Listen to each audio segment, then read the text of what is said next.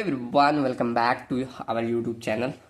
आज का हमारा टॉपिक है मोस्ट इकोनॉमिकल या इफिशिएंट चैनल, इसके नाम से आते हैं। ठीक, तो इसमें हम देखने वाले हैं कि कैसा हमारा सेक्शन क्या होता है, मोस्ट इकोनॉमिकल या इफिशिएंट होता है। ठीक, तो पहले बात करें कि क्या होता है मोस्ट इकोनॉमिकल या इफिशिएंट चैनल। ठीक, तो देखा जाए जिस भी अगर चैनल में ज़्यादा डिस्चार्ज हो या maximum discharge, maximum water carrying capacity हो और मिनिमम उसकी कॉस्ट हो, तो उसे ही हम क्या मोस्ट इकोनॉमिकल और इफिशिएंट चैनल कहेंगे। ठीक, तो चलिए इसे अगर डिफाइन करें तो कैसे लिख सकते हैं, अ चैनल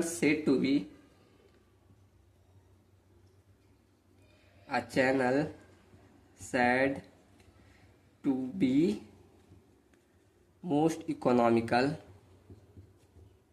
मोस्ट इफिशियंट भी लिख सकते हैं, इकोनॉमिकल दोनों होता है, दोनों लिखे, मोस्ट इकोनॉमिकल या ऑब्लिक ऑफ इफिशियंट लिख सकते हैं। ठीक, इफिशियंट चैनल सेक्शन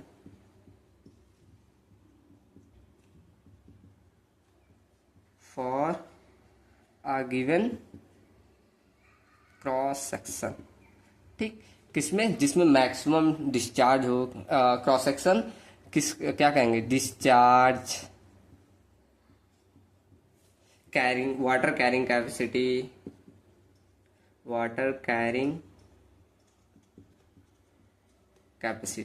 ठीक, क्या हो, इच मैक्सिमम, तो इसे ही हम क्या कहेंगे, मोस्ट इकोनॉमिकल चैनल। ठीक, तो चलिए एक बार इसका प्रूफ देखते हैं कि क्या हम करेंगे तो हमारा क्या बनेगा मोस्ट इकोनॉमिकल चैनल। ठीक, तो इसके लिए आपको एक फॉर्मूला आना चाहिए, आपने पढ़ा होगा मैनिंग्स इक्वेशन। ठीक, आप चेज इक्वेशन पे भी कर सकते हैं, मैनिंग इक्वेशन पे भी कर सकते हैं। ठीक, तो मैं मैनिंग इक्वेशन पे बता रहा हूँ। तो पहले अगर बात करें मैनिंग्स इक्वेशन, ये आपका पहले टॉपिक होता है, अगर नहीं पढ़ा तो जाकर प्लेलिस्ट चेक कर सकते हैं, वीडियो हमारे में पढ़ा है। ठीक, तो मैनिंग्स इक्वेशन अब देखिए ये मैनिंग इक्वेशन क्या होता है, इससे हम क्या करते हैं, वेलोसिटी कैलकुलेट करते हैं। ठीक, तो मैनिंग इक्वेशन लिखे तो v इक्वल टू क्या होता है, 1/n r के पावर 2/3 s के पावर 1/2। ठीक, ये आपका होता है मैनिंग इक्वेशन। ठीक, अभी हम बताते जा रहे हैं ऐसे डिस्चार्ज, फिर अभी करेंगे। ठीक, तो ये हमारा हुआ मैनिंग्स इक्वेशन। अब इसमें क्या कौन सी चीजें होती है ये जान लीजिए। इसमें n होता है मैनिंग्स कांस्टेंट, दूसरे कलर से लिखते हैं, इसे कहते हैं मैनिंग्स कांस्टेंट। इसकी कई सारी वैल्यू होती है, अब जब वहां पढ़ेंगे तो आप उसे जानेंगे। ठीक, आर यहाँ पर डिपेंड करता है, आर क्या कहा जाता है, हाइड्रोलिक रेडियस। ओके, यहाँ यस होता है स्लोप। ठीक, अब इसी की सहायता से हम देख लेंगे कि कैसे हमारा डिस्चार्ज और वाटर कैरिंग कैपेसिटी मैक्सिमम होता है। ठीक, तो चलिए अब बताइए डिस्चार्ज का फॉर्मूला क्या होता है। चलिए, तो डिस्चार्ज को हम कैसे लिखते हैं, क्यू से। ठीक, तो यहां से डिनोट कर देगा डिस्चार्ज, नीचे कर लूँ थोड़ा, सॉरी। चलिए अब दिख रहा है, अब देखते हैं हम क्या बोले, हमने डिस्चार्ज देखना है। तो देखिए डिस्चार्ज, जिसे हम क्यू से डिनोट करते हैं, क्यू से। ठीक, अब इसी की सहायता से हम निकालेंगे कि कैसे हमारा मोस्ट इकोनॉमिकल बनता है। तो डिस्चार्ज क्यू इक्वल टू, पढ़ा होगा आपने, एरिया इंटू वेलोसिटी, यही होता है ना। अब हमने वेलोसिटी की फॉर्मूला पढ़ा, क्या पढ़ा, v equal to A upon, यहाँ रखिए। ठीक, v equal to area into लिख सकते हैं, और मैनिंग इक्वेशन का फार्मूला हमने क्या पढ़ा, 1/n r के पावर 2/3 s के पावर 1/2, यही पढ़ा ना। ठीक, तो चलिए अब यहाँ पर अब हम देखते हैं, इसे कन्वर्ट करेंगे कुछ और में। अब देखिए एक फॉर्मूला और आना चाहिए इसका, हाइड्रोलिक रेडियस का, आर इक्वल टू आपको मालूम है एरिया अपॉन पैरामीटर, यही होता है ना, एरिया अपॉन पैरामीटर, ये हमारा हाइड्रोलिक रेडियस का फॉर्मूला होता है। अब यही क्या करेंगे, यहाँ पर आके पुट कर दीजिए बस। ठीक, तो Q इक्वल टू हो जाएगा A इंटू 1/n एरिया पे पावर 2/3 पैरामीटर इंटू S के पावर 1/2।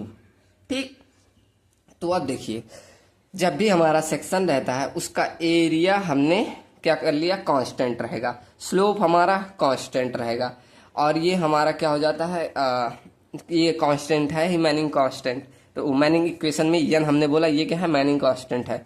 तो अब बताइए, ये एरिया कांस्टेंट हो गया है, इसे और कन्वर्ट करके और भी लिख सकते हैं, पूरा लिख दीजिए, ये Q इक्वल टू दिख रहा है और नीचे कर दें, ठीक। तो इसे अगर देखें, ये Q की पावर, यहाँ एरिया था हमारा, ठीक, यहाँ 1 रहेगा, और ये जोड़ेंगे जब, तो देखिए एरिया पे पावर 1 और इंटू एरिया के पावर 2/3, ये यहाँ इंटू में है ना, यहाँ से यहाँ तो इंटू, इतना तो आता ही होगा, ठीक।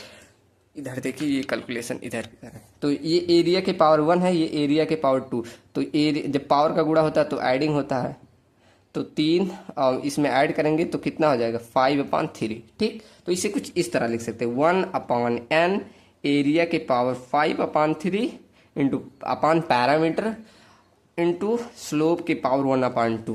क्लियर है ना, ठीक। तो अब देखिए, इसमें क्या क्या हमारा कांस्टेंट होता है, हम जानते हैं, ये हमारा मैनिंग क्या है, मैनिंग कांस्टेंट, ठीक, मैनिंग कांस्टेंट होता है। एरिया हमारा कांस्टेंट रहता है, ठीक, एरिया की वैल्यू कांस्टेंट रहती है। स्लोप हमारा ये भी कांस्टेंट रहता है।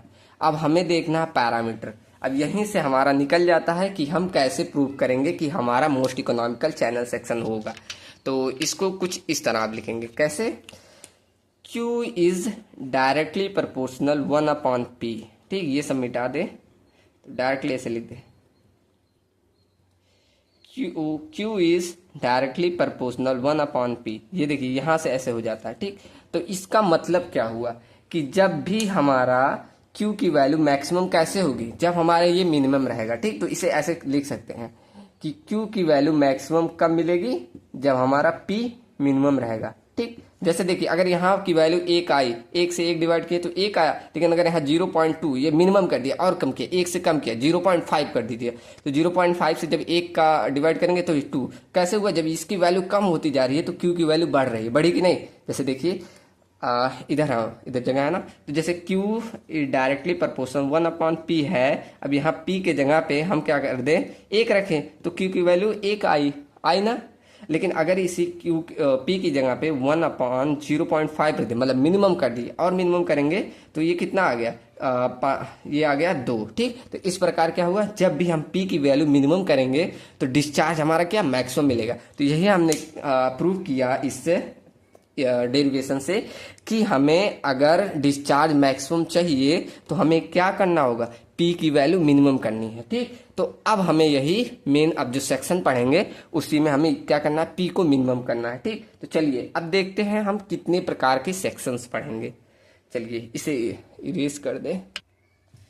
चलिए साफ हो गया। अब हमने यहाँ से एक निष्कर्ष निकाल लिया कि हमारा मैक्सिमम डिस्चार्ज या मैक्सिमम वाटर कैपेसिटी कैसे आएगा, जब Q is directly proportional 1/P, मतलब जब पैरामीटर हमारा मिनिमम रहेगा तो हम डिस्चार्ज को मैक्सिमम प्राप्त करेंगे, ठीक।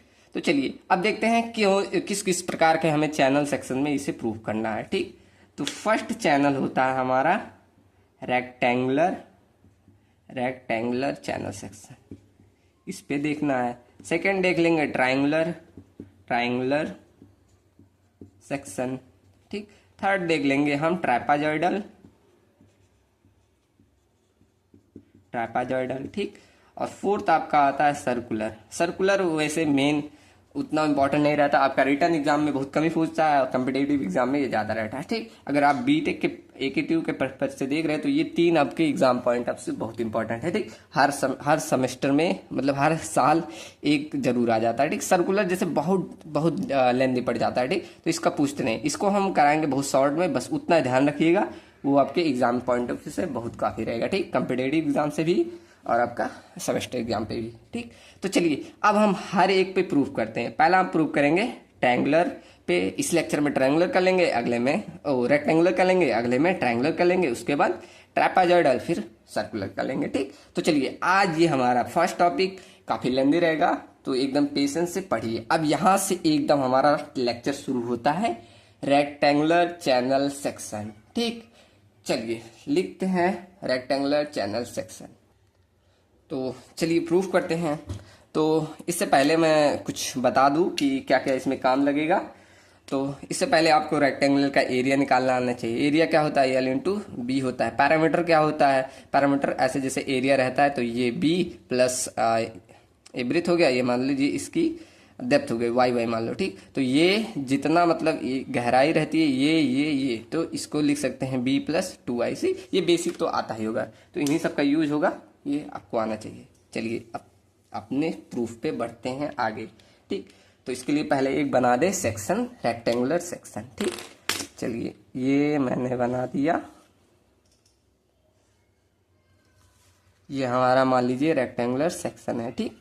तो चलिए हम वही मान लेते हैं, इसे बी मान लेते हैं अभी जो माना, और यहाँ कहीं तक हमारा पानी मतलब फ्लो कर रहा है, ये डेप्थ मान लेते हैं वाई, ठीक। अब हमें प्रूफ करना है कि कैसे हमारा ये मोस्ट इकोनॉमिकल चैनल क्या होगा, क्या इसमें कर दें, कितना डेप्थ रखें, कितने ब्रीथ रखें। ये हमने मान लीजिए कि ऐसे ऐसे होता है, ठीक। ये ब्रीथ होती है, ये डेप्थ होती है। अब हम इसमें देखने वाले हैं कितनी हम ब्रीथ रखें, कितनी डेप्थ रखें कि जिससे हमें मैक्सिमम डिस्चार्ज मिले, मैक्सिमम वाटर कैपेसिटी मिले, ठीक। तो चलिए प्रूफ, ये डायग्राम बन गया। अब हम सबसे फर्स्ट स्टेप रखेंगे एरिया, ठीक। तो एरिया को हम डिनोट करते हैं ए से। तो ए इक्वल टू, अब एरिया हमने बता दिया क्या होता है, बी इंटू वाई, ठीक। तो चलिए अब इसे कुछ कन्वर्ट करेंगे। क्यों कन्वर्ट करेंगे अभी आगे आपको ये मालूम चल जाएगा क्यों, ठीक। तो अब बताइए area equal to B into Y है, अगर हम क्या करें वाई को इधर भेज दे, A upon Y equal to B. अब इसे ऐसे ब्रैकेट में कर दीजिए, ये अभी आगे काम आएगा, ठीक। लिख सकते हैं ना, ये बी यहीं रोक दिया, वाई को इधर भेज दिया, तो A upon Y equal to B, ठीक। इतना तो बेसिक समझा रहा। अब अगला हम करेंगे पैरामीटर, ठीक। तो पैरामीटर को पी से डिनोट करते हैं। पी इक्वल टू क्या होगा, हमने बताया बी प्लस ये वाला वाई जोड़ लीजिए, वही हमारा पैरामीटर बी प्लस 2y, ठीक। अब हमने यहाँ पर बी बराबर लिखवाया था, क्या होता है एरिया अपन ये डेप्थ, ठीक। तो इसे कुछ इस तरह लिख लें, B equal to A upon Y plus 2y लिख सकते हैं ना। यहाँ से ब्रीथ वाली वैल्यू बस यहाँ पुट कर दी, सिंपल, ठीक। तो ये हो गया। अब हमने पढ़ा था कि अगर हमें मोस्ट इकोनॉमिकल चैनल बनाना है तो हमारा पैरामीटर क्या होना चाहिए, मिनिमम होना चाहिए। ये पढ़ा ना कि पैरामीटर मिनिमम होना चाहिए। चलिए मिनिमम करते हैं, इससे पहले नीचे कर लूँ। चलिए तो इसी को मिनिमम करने के लिए हम क्या करेंगे कि लिख देंगे ऐसे, for most economical channel, for most economical ठीक, economical channel P should be minimum, P should इधर हो गया, P शुड बी या मिनिमम, ठीक। हमें क्या करना है, P को मिनिमम करना है, और नीचे चलिए अब सही दिख रहा है, ठीक। तो P हमें मिनिमम करना है, तो इसके लिए हम क्या करेंगे, डिफ्रेंसिएशन कर देंगे। तो इसे ऐसे लिख दे, dP upon dy equal to 0 कर देंगे, ठीक। मतलब P को y के रिस्पेक्ट में डिफ्रेंसिएशन कर देंगे, ठीक। अब यही P की वैल्यू यहाँ लाकर पुट कर दो, तो d अपॉन dy, P की वैल्यू क्या है, a upon y plus 2y equal to 0। अब सबको डिफ्रेंसिएशन तो आता ही होगा, ठीक।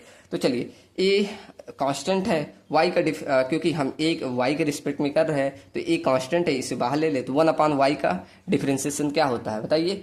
इसको ऊपर भेज देंगे, y इनवर्स आ जाएगा। डिफ्रेंसिएशन आता है ना, यहाँ कौन सा फार्मूला लगेगा, आपको मालूम है a पे पावर n रहता है, तो क्या हो जाएगा n a पे पावर n-1, ठीक, यही रहता है, ठीक। तो यही फार्मूला यूज करके आप यहाँ करिए। तो देखिए यहाँ 1 अपॉन वाई है, जब इसको y को ऊपर भेजेंगे 1 अपॉन माइनस वाई हो जाएगा, ठीक। अब इसका डिफ्रेंसिएशन करेंगे जब आप, तो 1 आगे आ जाएगा, इंटू वाई पे पावर -1, तो इसको आ जाएगा -y पे पावर -2, ठीक। फिर इसे माइनस में इसे नीचे भेज दो, तो -1 अपॉन वाई स्क्वायर। समझ में आना, जिसको डिफ्रेंसिएशन आ रहा होगा उसको तो समझ आएगा, जो नहीं आ रहा जाके आप एक बार डिफ्रेंसिएशन सीखिए, ठीक। तो इसको हमने जब y का ये 1 अपॉन वाई का डिफ्रेंसिएशन किया तो क्या आ गया, ये area into -1 upon Y square, ये आया, ठीक। कैसे आया हमने बताया, ठीक। चलिए अब 2y का करेंगे, तो हम जानते हैं 2y का क्या हो जाएगा, 2 हो जाएगा। ठीक, कैसे हो जाएगा, आपको डिफ्रेंसिएशन आता होगा तो मालूम हो जाएगा। ठीक, तो प्लस में 2y इक्वल टू 0। अब इसे अगर लिखे तो माइनस का ay² प्लस 2y। ठीक, नहीं दिख रहा, ये कुछ इस तरह हो गया। ये क्या किया, माइनस में मल्टीप्लाई किया, माइनस a/y² प्लस 2y। ठीक, अब इधर कर दे रहे हैं बाकी, क्या हो गया, माइनस का ay² इक्वल प्लस में 2y। अब माइनस को उधर भेज दो तो 2y इक्वल टू लिख सकते हैं a/y²। ठीक, अब y² को इधर भेज दो। ठीक, जैसे कि एरिया इधर a/2y है, सॉरी यहाँ थोड़ी गलती होगी, जैसे हमने 2y का डिफरेंस किया तो ये 2 बचा। ठीक, यहाँ गलत कर रहे थे तो ये 0। ठीक, हमने कहा ये क्यूब कैसे हो जा रहा, तो ये 2 हो गया, यहाँ से ये भी 2 हो गया। ठीक, इक्वल टू 0। ठीक, अब इसको हमने क्या किया, जब ये माइनस वाले को इधर भेज दिया, ठीक, तो यह क्या बचा, a/y², ये 2 बचा। ठीक, यहाँ से 2, अब इसे इधर भेज दो तो 2y² अपॉन एरिया। हमने यहाँ से प्रूव किया एरिया इक्वल टू 2y²। समझ में आया। ठीक, सिंपली हमने क्या किया, ये जो हमने इक्वेशन पाया था उसका हमने डिफरेंशिएशन किया। हमने इक्वेशन क्या पाया था, a/y plus 2y, p equal to हमने पाया था, उसका जब डिफरेंशिएशन किया तो क्या हो गया, ये y के रिस्पेक्ट में कर रहे हैं तो 1/y का डिफरेंशिएशन करेंगे तो ये हो जाएगा -1/y² प्लस 2y। ठीक, तो 2y का करेंगे, यहाँ पे क्या हो जाएगा, 2 हो जाएगा। ठीक, तो सिंपली हमने लिख दिया माइनस का ये y² प्लस 2 इक्वल टू 0। ठीक, अब हमने क्या किया, इसको इधर भी माइनस का ay² प्लस 2, अब हमने ये माइनस वाले को क्या किया, इस साइड भेज दिया। ठीक, तो जब इस साइड भेजा तो यहाँ 2ay², अब ये y² को हमने क्या किया, इस साइड भेज दिया तो यहाँ क्या हो जाएगा, इसके साथ मल्टीप्लाई हो गया तो 2y² equal to area. Simple. ठीक, तो यहाँ से हमने प्रूव किया कि एरिया क्या होता है, 2y² के बराबर होता है। ठीक, अब हम यहाँ से कुछ और निकालेंगे, चलिए उधर करते हैं थोड़ा। चलिए यहाँ अब बाकी कर रहे हैं, आप ऐसे स्टेप वाइज नोट करते जाइएगा। ठीक, तो समझ में आएगा। ठीक, चलिए अब हमने क्या निकाला, एरिया इक्वल टू 2y²। अभी हमने फॉर्मूला पढ़ा था, एरिया इक्वल टू क्या होता है, b into Y equal to 2y²। ठीक, अब हम क्या करेंगे, ये y को इस साइड भेज दो, यहाँ इधर मल्टीप्लाई में है तो इधर क्या हो जाएगा, डिवाइड में। ठीक, तो y से इधर ये कट जाएगा। ठीक, तो b इक्वल टू 2y हो गया। मतलब for most economical rectangular channel जो आपकी ब्रेथ होती है वो डेप्थ की दुगनी होती है, या इसे इस तरह भी लिख सकते हो, b/2 इक्वल टू y। मतलब फॉर मोस्ट इकोनॉमिकल चैनल आपका डेप्थ जो होता है ब्रेथ का हाफ होता है। ठीक, तो ये आपके निकल के आते हैं स्टेटमेंट। ठीक, तो इस तरह आपके ध्यान रखिए, ये आपको नोट करना, मेन हमने क्या ये निकाला। ठीक, इसी तरह बाकी अब करिए, तो अगर इस तरह करें, अब हमारा सब चीज निकाला रहेगा इसी की सहायता से, तो पैरामीटर हो गया, हाइड्रोलिक रेडियस हो गया, सब इसी से हम निकालेंगे। ठीक, चलिए एक एक करके सबको निकाल लेते हैं। ठीक, तो पहले हम निकाल देते हैं पैरामीटर यहाँ से ये। ठीक, तो चलिए यही सब पूछे जाते हैं कि कौन सा क्या हुआ, जब मोस्ट इकोनॉमिकल चैनल के लिए पैरामीटर क्या होगा, डेप्थ क्या होगा। ठीक, यही सब आपका न्यूमेरिकल में भी हो। मेन आप ये भी लर्न कर ले तो डेरिवेशन तो आपको लिखने में आता है, कॉम्पिटिटिव एग्जाम में ये आता है। ठीक, तो चलिए पैरामीटर देखते हैं क्या होगा, पैरामीटर। ठीक, parameter equal to p equal to हमने पढ़ा था b प्लस 2y। अभी हमने पढ़ा b इक्वल टू क्या हमने किया 2y, तो यहाँ रख दिए b equal to 2y plus 2y, तो यहाँ p इक्वल टू लिख सकते हैं 4y। ठीक, इस तरह ये हमारे देख लिया कि पैरामीटर इक्वल टू 4y। ठीक, या इसे और एक तरह से लिख सकते हैं हम, अगर b को टर्म में लिखे 2y, अब हम y को दूसरे टर्म में लिख दें। ठीक, तो एक तरह इस तरह आ गया। अब हम लिख दे b प्लस 2y, y के जगह पे लिख दे b/2, तो 2 इंटू b/2, इससे ये काट दो तो पैरामीटर इक्वल टू 2b। ठीक, तो इस तरह ये दो तरह से निकल जाता है। ठीक, ये याद रखिए, ये मोस्ट इंपॉर्टेंट है। ठीक, स्टार बना दे ये। ठीक, इस तरह ये ऊपर का ये सब यही निष्कर्ष निकल के आते हैं। ठीक, अब इसी तरह आप हाइड्रोलिक रेडियस निकाल लीजिए, हाइड्रोलिक डेप्थ निकाल लीजिए। ठीक, चलिए वो भी करते हैं, थोड़ा इरेज कर दे, अब जगह नहीं रहा। तो हमने पैरामीटर भी निकाल लिया, अब चलिए एरिया भी कर लेते हैं। ठीक, तो एरिया किस तरह हो जाएगा, हमने पढ़ा एरिया इक्वल टू क्या, हमने a equal to b into Y पढ़ा था। ठीक, लेकिन हमने प्रूफ किया कि ब्रेथ क्या होती है y/2 2 होती है। ठीक, यही पढ़ा था ना ना बी इक्वल टू हमने क्या पढ़ा 2y, ठीक, इंटू वाई। ये तो वही निकल के आ रहा है 2y², ठीक, ये तो वही निकल आएगा। इस तरह अगर वो दूसरा वाला रखें कि b/2 y बराबर b इंटू, यहाँ इसको रख दे, क्या पढ़ा था b/2 पढ़ा था, हाँ y बराबर क्या पढ़ा था b/2, ठीक, तो यहाँ b/2, तो इस तरह क्या हो जाएगा b²/2, ठीक, तो इसे भी देख सकते हैं वही आएगा। ठीक, सिंपली हमें क्या रखना है, यहाँ हम एरिया हमने निकाल ही लिया था वहाँ से, इसे कोई ज़रूरत नहीं, एरिया इक्वल टू 2y², यही ध्यान रखिए। ठीक, इस पे वो रख के भी कर सकते हैं, वो भी आएगा, लेकिन मेन हमारा यही है, एरिया इक्वल टू 2y², यही सब जगह यूज होगा। ठीक, चलिए अब अगला निकालते हैं हम हाइड्रोलिक रेडियस।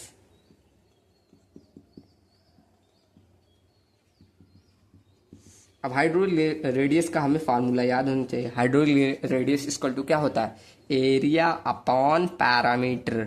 एरिया हमने निकाला 2y², पैरामीटर हमने अभी निकाला था, कितना आया था 4y। जब y के टर्म में है तो y लिखिएगा। ठीक, तो ये इससे कटा 2, ये इससे कटा है, तो इस प्रकार y/2 निकल के आया। ठीक, इसे हम b के टर्म में भी लिख सकते हैं, इसी पे y बराबर रख दो b का टर्म, और क्या, यहाँ इसको ध्यान रखिए। अब हमने पढ़ा कि y/2 होता है, तो y के टर्म में अगर हम b के टर्म में लिखना चाहते हैं तो y के स्थान पे रख दीजिए b/2/2। ठीक, तो इसको इधर जब इसे कन्वर्ट करोगे क्या आ जाएगा, यहाँ ये मल्टीप्लाई में जाएगा तो b/4 आ जाएगा। ठीक, तो इस तरह हम क्या दो टर्म में लिख सकते हैं b/4, तो इस तरह लिख सकते हो r इक्वल टू y/2, या लिख सकते हो इसी को b/4। ये आपको ध्यान रखना है, ये आपका मेन इंपॉर्टेंट है। ठीक, इस तरह ये कैसे कन्वर्ट कर रहे हैं, ध्यान आ रहा है ना कि हमने एरिया बराबर प्रूव किया 2y², पैरामीटर हमने प्रूव किया 4y। ठीक, तो इसको जब काटेंगे तो y/2, ये एक टर्म में निकल आता है। और एक टर्म में हम पढ़े थे कि y बराबर हम b/2 भी लिखते हैं, तो b के टर्म में अगर लिखेंगे तो b/4 आ जाएगा। किस तरह आया, ये सब हो गया। ठीक,